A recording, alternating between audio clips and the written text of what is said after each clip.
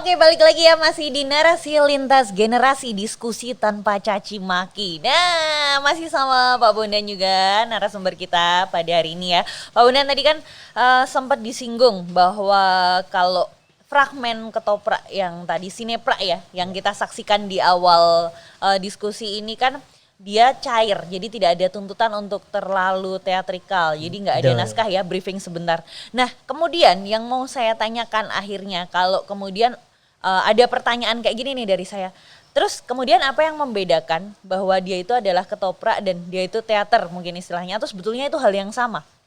Gini Anissa, teater itu kan lahir dari upacara ritual di Yunani sana, di sebuah arena yang luas gitu. Kemudian mereka tanpa pengeras suara waktu itu tentu, maka semua dialog, semua ekspresi harus dilebihkan. Misalnya aku tidak mau, kayak gitu. Kalau ketoprak enggak cukup aku mohon gitu loh. Itu dari sisi cara bermain. Belum lagi soal ini business acting ya. Kalau di teater modern itu pasti acuannya kepada tradisi barat dan mungkin tradisi nasional Indonesia. Tapi ketoprak enggak bisa acuannya pada teater barat. Karena orang Jawa tidak pernah bergaya seperti orang barat. Orang Jawa itu ya orang Jawa. Bahwa dia ngomong bahasa Indonesia pun orang tahu ini cah Jawa ini medok. Ya bahasanya juga biasa-biasa saja. Itu dari sisi dialog dan juga acting. Acting kan nggak ada orang Jawa duduk kakinya di atas meja gitu. Nah, di teater sangat mungkin gitu untuk menunjukkan arogansi seseorang, ya kayak film-film Hollywood lah gitu, kakinya di atas itu kan. Kalau ketoprak nggak mungkin. Jadi tradisi Jawanya yang kita pertahankan. Soal ekspresinya tetap orang Jawa, bukan orang lain. Tidak menjadi Robert De Niro misalnya. Misalnya kayak gitu. Tidak menjadi pemain-pemain Hollywood yang terkenal ya jadilah kamu sendiri. Gitu. Jadi menjadi diri sendiri, dan itu ketika kemudian mereka menjadi diri sendiri, tampil dan kemudian mereka merasa enjoy, nah itu bagus. Kepercayaan diri mereka makin tinggi kan gitu. Dan ketoprak itu kan juga sebenarnya kalau kita bilang sih kita itu punya konsep 3 nih ya. Di sini pra ini kesepakatan bersama juga yang bikin anak-anak semua. Ayo kita landasannya apa ini main sineprak ini gitu. Satu adalah komitmen. Komitmen. Jadi kesepakatan bersama harus bagi komitmen. Gitu kan. Yang kedua disiplin. Kalau sudah menyetiai komitmen ya disiplin. Latihan jam 3 jam 3, latihan jam 4 jam 4, latihan 2 jam 2 jam, nggak boleh lebih. Kemudian yang terakhir niat baik. Itu saja. Maka kemudian kita punya metodologi, kalau latihan itu kita 2 jam, datang mereka HP off semua. HP off semua, nggak boleh pegang HP. 1 jam, istirahat, minum, makanan kecil, boleh buka HP. Bisa lah, kalau emang udah komitmen harus bisa dong. Itu 10 menit, habis itu latihan lagi. 1 jam lagi baru buka HP. 2 jam kan? Nggak boleh buka HP ya? Artinya memang kadang-kadang orang itu kan menganggap anak-anak muda itu nggak disiplin. Iya betul. Ya, ada anggapan yang seperti itu. Bikin komitmen dulu loh. Ayo kita mau kemudian aturan mainnya. Aturan yang disepakati bersama rule of the game-nya gimana kan gitu di depan. Gitu di depan. Jadi kalau terlambat bahkan terlambat 5 menit lebih nyanyi. Ada reward and punishment-nya kan gitu. Kira-kira kayak gitu. Jadi itu juga bisa mendidik anak-anak untuk mendisiplin diri. Minimal berkurang megang HP 2 jam kan gitu kan. Karena aku jelasinnya ke sini teman-teman itu. Kalian punya waktu 24 jam kan. Tidur 8 jam, sekolah 8 jam. Ya masih berapa? 28 jam. Oke, pacaran 2 jam masih 6 jam. Main game 2 jam masih 4 jam. Aku minta 2 jam aja gitu. Kalian masih bisa macam-macam, aku minta 2 jam aja. Oke, sudah ayo. Nah gitu, jadi tapi ya latihannya memang kesepakatan ya, harinya dan jamnya kesepakatan. Tapi kami nggak pernah latihan malam. Paling malam jam 7 harus selesai. Gitu. Jadi karena anak-anak muda. Mungkin ada yang dan mau masih apa bujang ya? juga kan. Ya, Kalau oke. malam-malam nanti kan khawatir Mau juga. pacaran ya. Nanti kamu kok malah lari ketoprak, pilih aku apa ketoprak gitu kali ya. Gitu, ya kira-kira gitu. Jadi dipermudah. Karena teknologi itu menurut saya memudahkan, tidak menyulitkan justru. Untuk ketoprak adanya YouTube, adanya kanal-kanal IG, FB dan lain-lain itu justru itu peluang bagi kita semua, bagi generasi muda untuk tidak sekedar obrolan, baca berita, tapi memberi sesuatu memberi isi pada ruang-ruang itu. Oke. Seni yang mengkolaborasikan beberapa pihak itu menarik ya, termasuk tadi cerita Mas Bondan, anak-anak muda dengan senior, cerita masa lalu dikontekstualisasi sekarang dengan instrumen baru. Bahkan acara kita aja kolaborasi juga ya, dengan seniman. Ini ada Mas Riyadi Srintel nih, diam-diam Oh lagi. iya, Mas Ri ini kan melukis. pelukis lama teman saya juga itu, Oh, Mas Ri. nah ini sekarang sedang Lagi melukis gambar, ya. bangunan Melukis, nih melukis. nanti. Dan lagi Anissa kami juga punya teman anak-anak itu punya saya selalu optimis terhadap anak-anak itu karena mereka juga punya keinginan untuk niat baik itu loh. Sehingga kemudian ketika kita mengorganisir terjadi kesepakatan ya sudah. Dan yang menarik lagi dalam komunitas kami itu nggak ada ketua, nggak ada sekretaris, nggak ada bendahara, nggak ada apa. Ini semacam komunitas saja.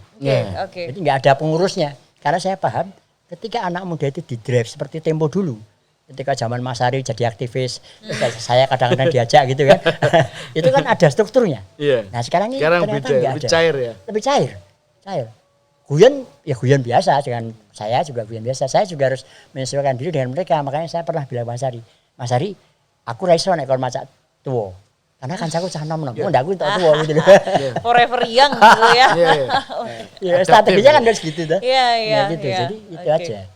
Oh, oke, ini menarik. Nah, saya juga pengen tahu nih Pak Bondan, tadi kan juga ada disinggung ya kalau teman-teman muda ini yang terlibat di Sineprak ini juga mereka juga menulis naskah kayak gitu sendiri. Nah, ini terus ide-ide ceritanya itu akhirnya datangnya tuh sebetulnya dari mana? Kemudian Pak Bondan di sini tetap sebagai sutradara, intervensinya sejauh apa sih dalam segi kreatifnya di anak-anak muda ini? Begini, kalau dulu semua jenis pertunjukan ketoprak itu di tangan sutradara tunggal, satu orang. Oke. Saya tidak begitu, karena dunia sudah berubah. Kita ngobrol, yuk mau bikin cerita apa gitu, bareng-bareng ngobrol. Ceritanya ini, ya sudah bikin aja. Kalau misalnya ada adegan yang menurut saya kok nggak enak gitu, kok aku ora enak ya nek ini piye. Tapi saya tidak pernah harus begini. Kata harus itu saya hindari. Oke. Karena konsep etika estetika anak muda sekarang kan juga sudah beda dengan saya. Iya. Saya pacaran dulu lihat lewat depan rumahnya aja udah deg-degan gitu kan. Nah sekarang pacaran sekarang itu kan nggak ketemu. Coba ditanyain kalau pacaran sekarang. Nggak tahu kalau di Kalau pacaran sekarang era ketemunya di Anissa. layar kan, halo video call Video gitu. call. Saya kan enggak dulu. Jadi beda. Oke. Kita banyak menyerahkan pada anak-anak muda itu karena Artinya kalau kita tafsir di dalam praktek sinepra ini juga memperlihatkan egalitarianisme. ya Setiap kita bisa menjadi subjek yang punya inisiatif. Saya rasa apa yang disampaikan Mas Bondan ini pelajaran penting buat kita. Memperlakukan orang sebagai subjek pasti akan tumbuh ide-ide. Entah itu lahir dari renungan dia, pengalaman dia, atau memang kreativitas yang satu sama lain saling diketemukan. Mengingatkan kita bahwa praktek-praktek di dalam mengelola sesuatu itu menjadi salah satu fondasi kita dan dalam memperlakukan kebangsaan gitu. Kalau saya sebut kita dalami ya, misalnya anak muda ini cenderung dinilai enggak nasionalis. Anak muda ini dinilai mikir carpe diewe gitu. Ternyata hanya butuh kita sering ketemu, sering kita sharing dan diperlakukan untuk dirinya juga sebagai subjek. Giliran dia diberi kesempatan dia juga kreatif gitu. Ternyata mungkin Mas Bondan kan tadi bisa lihat kalau cerita itu tidak semata-mata terpusat dari Mas Bondan sebagai sutradara. Ya. Ya kan memang sutradara sejak dulu ya. Ya. Dan cerita besar yang dia buat dan menurut saya oke banget gitu. Nah ternyata dia memulai tidak hanya mengelola di dalam membuat naskah, kayaknya dia adaptif gitu. Malah saya pakai ini gaya muda tapi ini kan gaya tua kombinasi gitu. Dulu saya waktu ketemu gayamu masak iki kowe iki soalnya aku cak ngadepi canom-nom ya Mas. Nah kan kalau saya sering ngadepi mahasiswa juga gitu. Dan ini yang saya kira penting Nisa bahwa Sinepra ini jangan dilihat sebagai sekedar kultur hibrid atau sekedar mereka pencampuran atau gaduh-gaduh, tidak. Menurut saya kalau lihat ini dia ingin mencoba menghasilkan dialog sudut pandang orang generasi lama dan baru melalui karya seni gitu. Dan ternyata ketoprak ini diaktualisasi, direvitalisasi dalam bahasa umum itu dengan cara baru dan ternyata viewernya juga banyak. Iya udah bisa dimonetize, menghasilkan juga ya. Dia memulai dari kompor dan gratisan gitu. Yang biaya bukan dia, tetapi ya iklan semangat dari komunitas. Saya kira kita memang menarik itu saya cerita. Yakin karena itu. gini, Gimana, dan Mas Ari.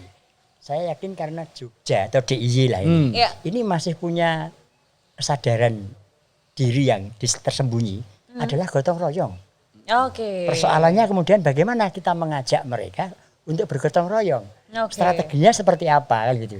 Kalau saya mengajak gotong royong bikin rumah dan itu rumah saya, pasti mereka ngapain aku bantuin Pak Bondan bikin rumah, mau rumahnya Pak Bondan. Tapi ketika kita ngajak gotong royong bikin rumah bersama yang namanya Sinepra, maka muncullah kemudian gagasan ide untuk saling menyumbang bagaimana supaya rumah bersama itu mewujud dan digemari masyarakat.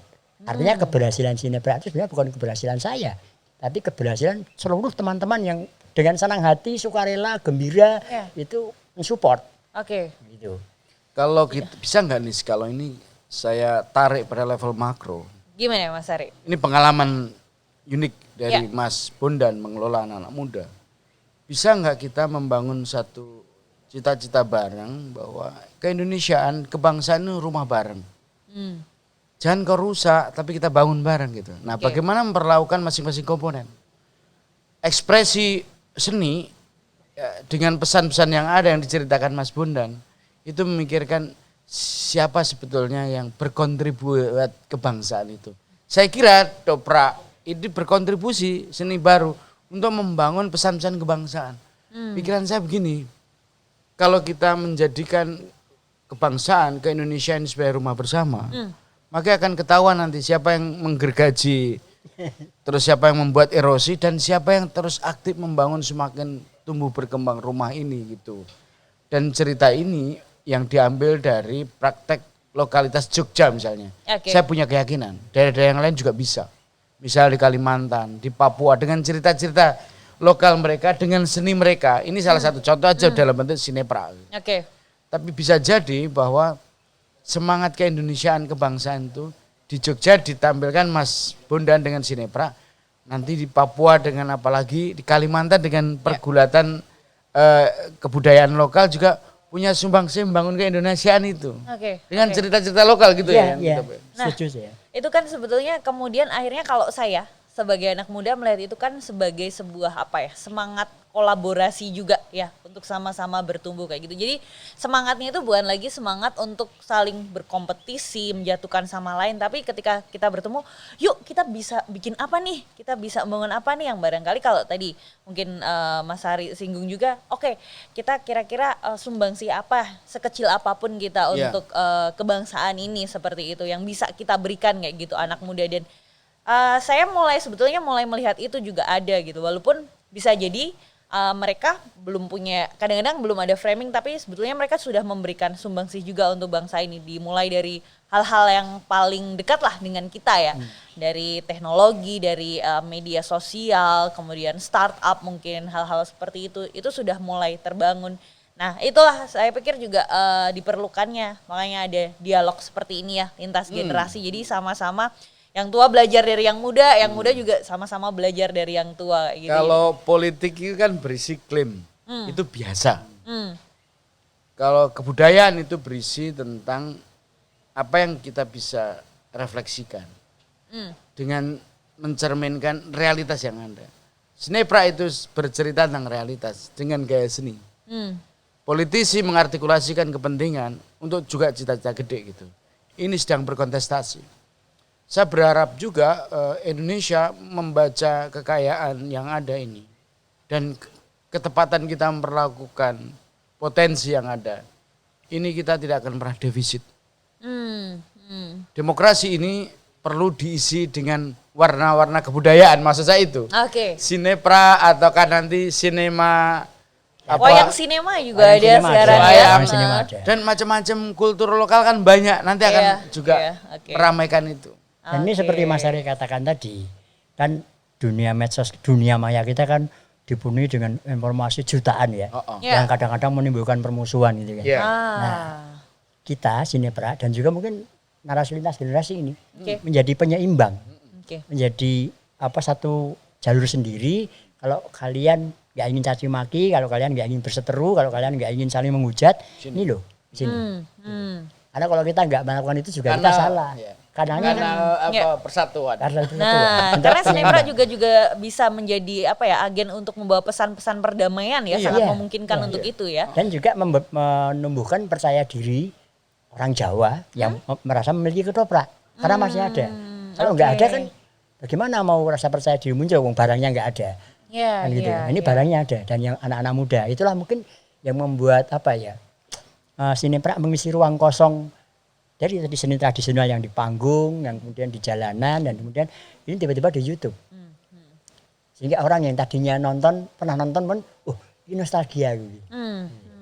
Oke. Krisis itu selalu melahirkan kreativitas. Betul. Ya, betul ya. Manajemen Pandemi. krisis ya kalau sudah Jadi dibilang. kalau kadang-kadang kita lihat krisis melahirkan ketakutan, dia melahirkan kreativitas. Makanya ketika kemarin vaksin datang, siapa ini mau suntik?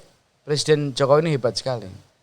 Ini gratis untuk vaksin pada rakyat dan saya mulai jadi disuntik sebagai Orang pertama, untuk ya. orang pertama.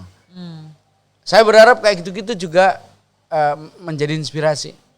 Pikiran saya adalah pesan-pesan yang ditampilkan di Sinepra oleh Mas Bondan ini juga menjadi bagian penting untuk menjelaskan bahwa realitas kita ini banyak yang unik dan menarik. Jangan berisi tadi ya yang selalu kita ingatkan, jangan caci maki terus lah gitu. Ya. Karena nggak ada itu Sinepra justru mempromosi caci maki gitu. Tapi sebaliknya ada pesan tahan diri, kita berdialog, bernegosiasi, mempengaruhi, membangun guyup, membangun gotong royong. Luar biasa kan? Ya. Oke ya. Gini Mas Ari soal caci maki tadi. Anak muda kan juga kecenderungannya ada emosi kemarahan. Iya, Iya, iya. Cara kita mengatasi adalah ketika kita syuting itu justru caci maki itu muncul. Tapi caci maki dalam bentuk guyon gitu. Nah, gitu loh.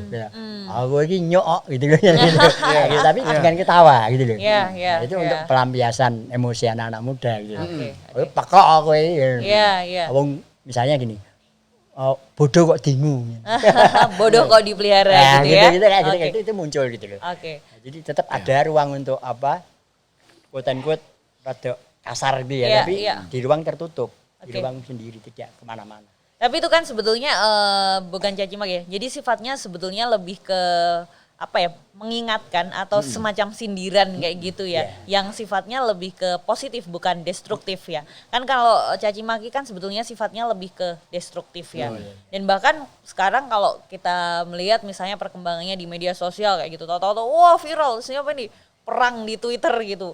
So kata-katanya bisa sangat kasar kayak gitu. Karena mungkin juga kalau ketemu nggak bisa ketemu langsung atau perang di podcast misalnya hal kayak gitu juga.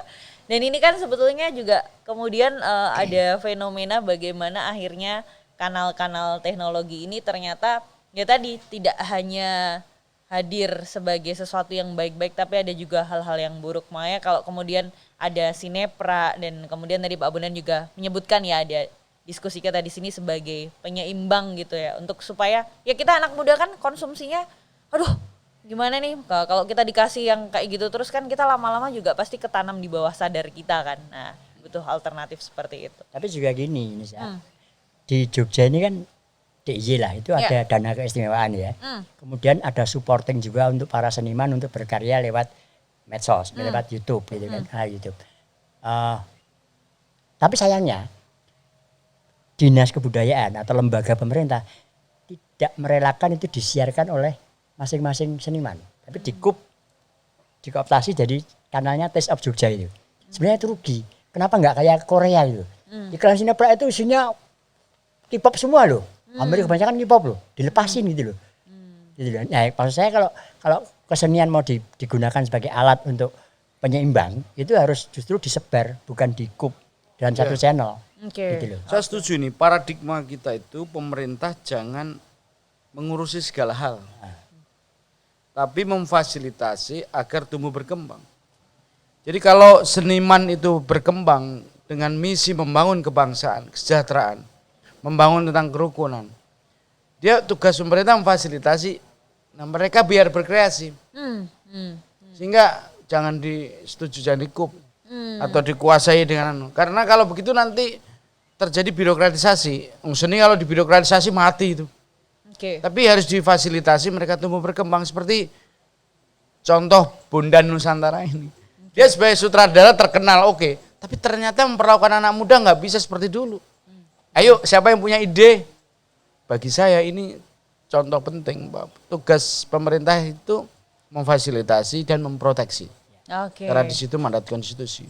Tapi seni berkreasi seperti ketoprak, wayang atau apapun deh, itu harus berkembang sesuai dengan apa yang mereka inisiasi. Saya kira poin. Ini menarik ya. Kalau kemudian gini berbicara soal akhirnya peran pemerintah sendiri dalam pelestariannya seni-seni tradisi ini sudah sejauh apa untuk sekarang ini ya? Sebenarnya niat baiknya ada dan sudah terlaksana. Artinya kemudian ketika COVID, Kementerian Pendidikan juga mensupport dan gitu kan, membantu. Kemudian daerah Istimewa Yogyakarta juga membantu kan gitu dengan mengeluarkan stimulan istilah saya, stimulan itu supaya seniman tetap bisa berkreasi. Cuman ya tadi itu sayangnya mestinya fungsi Dinas Kebudayaan itu bukan eksekusi tapi fasilitasi. Fasilitasi. Gitu. Gitu kan. Sehingga kalau kemudian dia bikin produk dengan biaya dia, ya udah senimannya sendiri yang meluncurkan produk itu, launchingnya ya biarkan mereka sendiri, tidak dikumpulkan dalam satu kanal dan itu kemudian di situ isinya kayak semrawut banget gitu loh. Apapun ada di situ, jadi orang males untuk buka.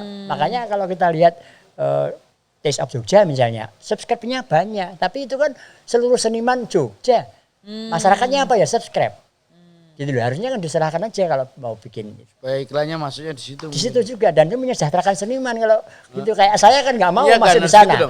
Nah kalau di KUP gitu kan yang di situ ini kepentingan ekonomi politik gitu. Gitu. Nanti perlu diingatkan. Makanya aku nggak mau masuk di sana di Taste of Jogja. Karena aku pengen mandiri aja biar memberikan kebanggaan pada anak-anak kita bisa. Iya. Tanpa pemerintah gitu. Asal kita tetap terus gotong royong terus konsisten dengan apa yang kita lakukan. Saya kira itu. Jadi konsistensi sekali lagi konsistensi itu penting untuk anak-anak muda. Ya, oke. Jadi ini mungkin bisa ditambahkan statement terakhir nih dari Pak Bondan nih tentang kemudian bagaimana kira-kira ke depannya nih pertumbuhan atau hybrid tadi ya dari ketoprak tradisional yang sudah mulai diawali dengan adanya Sineprak ini untuk anak muda ini ke depannya kira-kira seperti apa nih? Dua kemungkinan. Oke. Yang pertama ketika COVID sudah tidak ada, pertunjukan panggung kembali ada, maka pertunjukan panggung akan dipenuhi oleh khalayak. Pasti terjadi euforia yang luar biasa. Ini kemungkinan pertama. Kemungkinan kedua, meskipun panggung ada, tetapi ketika anak-anak muda itu tetap berakrab dengan teknologi, akan muncul kreasi-kreasi yang baru lagi. Karena alat sudah semakin canggih, SDM sudah semakin banyak. Jadi dua kemungkinan. Tapi intinya bahwa kesenian akan tetap ada dan hadir di sepanjang zaman. Bahkan dalam setiap perubahan pun pasti ada. Oke, terima kasih Mas Bondan ya. Mas Ari, silakan. Saya kira ini anak muda pasti akan menjemput masa depannya. Kreativitas teknologi akan ditandai oleh kolaborasi. Karena anak muda dengan kreativitas yang ada, saya kalau pakai hipotesisnya dia cenderung memilih yang kedua. Ya, tetap ada seni langsung pertunjukan, tapi kreativitas lewat media virtual akan makin tumbuh berkembang. Tantangan sekarang adalah gelombang pasang pertunjukan lewat media virtual ini harus juga ditandai oleh kualitas pesan-pesan kemanusiaan, pesan-pesan keadilan, pesan-pesan kebangsaan. kalau itu dimasukkan itu nilai lebih.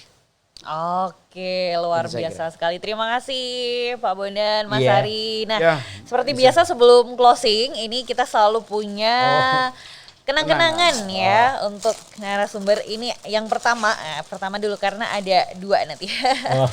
Ini kita ada kaos nih untuk Mas Bondan ya, dari Oh, narasi wes. lintas generasi boleh ditunjukkan. Kalau lihat kalimatnya ini, saya tahu siapa yang bikin. Oh, gitu. Bahasanya Oke. tidak asing bagi saya. Terima iya, kasih ya. Terima kasih. Dan ini juga lukisannya dari Mas Riyadi Serintil sudah jadi ya. Ini Kita lihat dilukis, nih. Mas. Oke. Nah, ceria gitu ya, mirip ya. Ya harus ceria lah, tua tapi ceria. Oke, terima kasih Ya, Mas ya, Riyadi oke. Serintil. Oke, terima kasih ya sudah menyaksikan narasi lintas generasi. Acara ini dipersembahkan oleh Jampro Kreatif in association with Sanggar Maus Tradisi dan diselenggarakan di G-Spot, Gallery of Serendipity and Opportunity, dan supported by Telkomsel, The Real 4G LTE. Oke, sekali lagi saya mengucapkan terima kasih untuk Mas Bondan dan juga Mas Ari. Saya Anissa Hirtami, tetap saksikan terus narasi lintas generasi, diskusi tanpa caci maki.